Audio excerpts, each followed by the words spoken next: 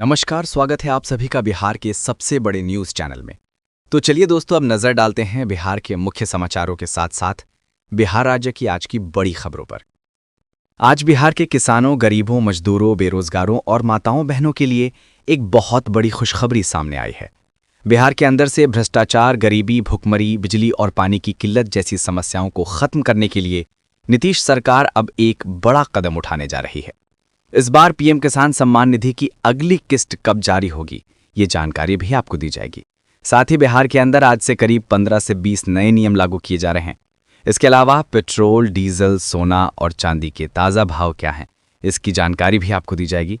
आज के मौसम समाचार पर भी चर्चा की जाएगी। साथ ही बिहार की आज की तमाम बड़ी घोषणाओं और अहम खबरों के बारे में विस्तार से बताया जाएगा।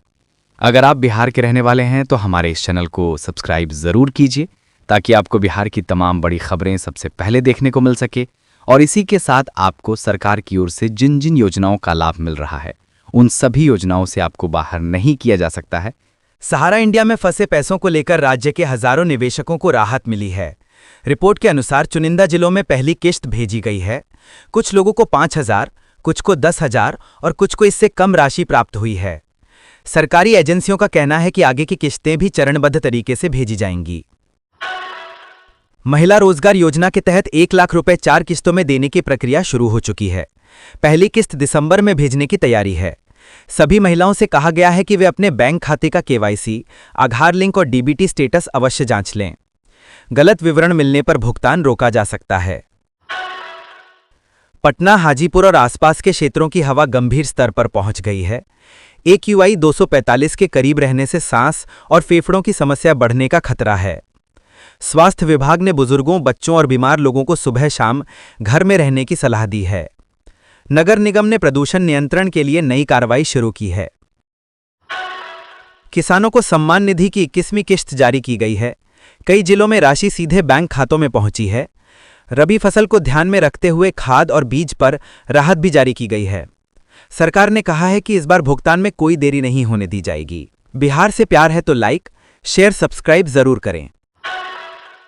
ई-श्रम और लेबर कार्ड धारकों के लिए बड़ी राहत आई है। सरकार ने घोषणा की है कि इस साल अतिरिक्त 3,000 रुपए की सहायता दी जाएगी।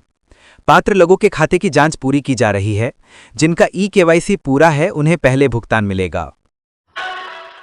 मुजफ्फरपुर के मॉडल अस्पताल को क्षेत्र का हेल्थ हब घोषित किया गया है। यहां कैंसर तक की जांच सुविधाएं शुरू की गई हैं। अस्पताल में नई मशीनें लगाई गई हैं और कई डॉक्टरों की नियुक्ति हो चुकी है। लोगों को अब बड़े शहरों में जाने की जरूरत नहीं पड़ेगी। तेजस्वी यादव ने नई सरकार को वादों पर काम करने की सलाह दी है। उन्होंने रोजगार, शिक्षा और स्वास्थ्य से जुड़ी योजनाओं को प्राथमिकता देने की बात कही है। उनका कहना है कि जनता उम्मीदों के साथ सरकार को देख रही है, इसलिए हर निर्णय पारदर्शी और तेज होना चाहिए। बिहार में पुलिस बहाली की प्रक्रिया दोबारा तेज कर दी गई है। लगभग 25,000 पदों पर बहाली की तैयारी है। शारीरिक परीक्षा और दस्तावेज जांच के लिए जिलों को निर्देश भेजे गए हैं। उम्मीद है कि यह भर्ती अगले वर्ष की शुरुआत में पूरी होगी। फर्जी आधार कार्ड बनाकर घुसपैठ करने का मामला सामने आया है। कई जिलों में अलग अलग कार्रवाई में कुछ लोग पकड़े गए हैं। पुलिस उन नेटवर्क की तलाश में है जो सीमा पार दस्तावेज तैयार करने में मदद करते हैं। जांच रिपोर्ट आने के बाद और गिरफ्तारियां हो सकती हैं। बिहार में राशन कार्डों की समीक्षा शुरू हो चुकी है। 10 लाख से अधिक नाम हटाए जा सकते हैं। जिन लोगों ने ई-केवाईसी नहीं कराया है, उन्हें तुरंत प्रक्रिया पूरी करनी होगी। खाद्य विभाग का कहना है कि सिर्फ पात्र लोगों को ही लाभ मिलेगा। किसानों को रबी फसल के लिए बीज पर अतिरिक्त अनुदान दिया गया है। मटर, मसूर, गेहूं और सरसों जैसी फसलों के बीज ऑनलाइन आवेदन से उपलब्ध होंगे। कई जगहों पर किसान सलाह केंद्र खोले गए हैं। अनुदान का लाभ सीधे डीबीटी के माध्यम से दिया जाएगा। पटना में लगभग 46,000 वाहनों का रजिस्ट्रेशन रद्द करने की प्रक्रिया शुरू हुई है। ये वे वाहन हैं जिन पर भारी टैक्स बकाया है या जिनके कागजात अधूरे पाए गए हैं। वसूली की कार्रवाई भी तेज की गई है। लोगों से कहा गया है कि समय रहते दस्तावेज दुरुस्त करा लें। पटना एयरपोर्ट पर प्रधानमंत्री नरेंद्र मोदी और मुख्यमंत्री नीतीश कुमार का मिलन चर्चा में रहा है। दोनों नेताओं को एक दूसरे को देखकर भावुक होते देखा गया है। वीडियो सोशल मीडिया पर वायरल हो गया है। लोग इसे बिहार की राजनीति में नया संकेत मान रहे हैं। पीएम आवास योजना की नई सूची इस महीने जारी होने वाली है।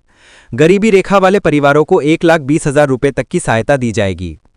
जिन घरों का सत्यापन पूरा हो गया है उनका नाम पहले शामिल किया जाएगा। लिस्ट आने के बाद निर्माण प्रक्रिया तेज होगी। बिहार में डेंगू के मामलों में एक बार फिर वृद्धि दर्ज की गई है। कुल संक्रमितों की संख्या 10,000 से अधिक पहुंच गई है। स्वास्थ्य विभाग ने घरों के आसपास पानी जमा न होने की अपील की है। अस्पतालों में विशेष वार्ड भी बनाए गए हैं। किशनगंज पुलिस ने 2 तस्करों को गिरफ्तार किया है। उनके पास 600 से अधिक लीटर विदेशी शराब बरामद हुई है। तस्कर शराब को अलग अलग जिलों में पहुंचाने की तैयारी में थे। गिरफ्तारी के बाद कई ठिकानों पर छापेमारी की गई। बिहार में नई सिम खरीदने के नियम कड़े कर दिए गए हैं। अब हर नई सिम की केवाईसी 2 चरण में होगी। साइबर फ्रॉड रोकने के लिए यह कदम उठाया गया है। गलत दस्तावेज देने वालों पर तुरंत कार्रवाई होगी। कड़ाके की ठंड से कई जिलों में जनजीवन प्रभावित हुआ है। सुबह और रात के तापमान में भारी गिरावट आई है। स्कूलों में बच्चों को भी परेशानी का सामना करना पड़ रहा है। मौसम विभाग ने कई इलाकों में रेड अलर्ट जारी किया है। सरकारी योजनाओं के काउंटरों पर लोगों की भीड़ बढ़ गई है। कई जिलों में लंबी लाइनें देखी जा रही हैं। ज्यादातर लोग केवाईसी, आधार लिंक और आवेदन की प्रक्रिया के लिए पहुंचे हैं। अधिकारियों ने अतिरिक्त स्टाफ की तैनाती की है। बिहार में बिजली चोरी रोकने के लिए सख्त कार्रवाई शुरू हुई है। पावर विभाग ने कई जगह अचानक चेकिंग की है। जहां मीटर से छेड़छाड़ पाई गई है वहां जुर्माना लगाया गया है। कई जगह एफआईआर भी दर्ज की गई है। भूमि विवाद के मामले में एक कर्मचारी को रंगे हाथों पकड़ा गया। वह 16,000 रुपये रिश्वत ले रहा था। एसीबी की टीम ने उसे मौके पर ही गिरफ्तार कर लिया। अब उसके पुराने मामलों की भी जांच होगी। जन औषधि केंद्रों का विस्तार शुरू हो गया है। सरकार का लक्ष्य 5,000 नए केंद्र खोलने का है। गांव और छोटे कस्बों में दवाइयां अब सस्ती मिलेंगी। दवाओं की सप्लाई के लिए नया ऑनलाइन सिस्टम लागू किया गया है। आधार कार्ड में नाम, पता, मोबाइल नंबर और जन्म तिथि अपडेट करने की प्रक्रिया आसान की गई है। अब यह काम 24 घंटे के अंदर पूरा होगा। लोगों को सिर्फ दस्तावेज अपलोड करना होगा। गलत विवरण मिलने पर अनुरोध वापस कर दिया जाएगा। किसानों के लिए 2,600 करोड़ रुपए की परियोजना मंजूर की गई है। इससे गांवों में पानी पहुंचाने की बड़ी समस्या हल होगी। कई पुराने नहरों की मरम्मत की जाएगी। अगले वर्ष तक परियोजना का पहला चरण पूरा होगा। बिहार में नई सड़क परियोजनाओं को मंजूरी मिली है। ग्रामीण इलाकों में मुख्य मार्गों को चौड़ा किया जाएगा। नए पुल और ओवरब्रिज भी बनाए जाएंगे। परियोजना से कई गांव शहरों से बेहतर जुड़ पाएंगे। उज्ज्वला योजना के तहत दिसंबर में महिलाओं को फ्री गैस सिलेंडर मिलेगा। साथ ही 400 रुपये की अतिरिक्त सहायता भी दी जाएगी। सभी लाभार्थियों को बैंक खाता और आधार लिंक कराना होगा। सरकार का कहना है कि किसी भी जिले में देरी नहीं होगी। वृद्धा पेंशन को बढ़ाकर 3,000 रुपये प्रति माह करने का निर्णय हुआ है। यह पहले केवल 1,100 रुपये थी। बुजुर्गों को राहत देने के लिए यह बड़ा कदम माना जा रहा है।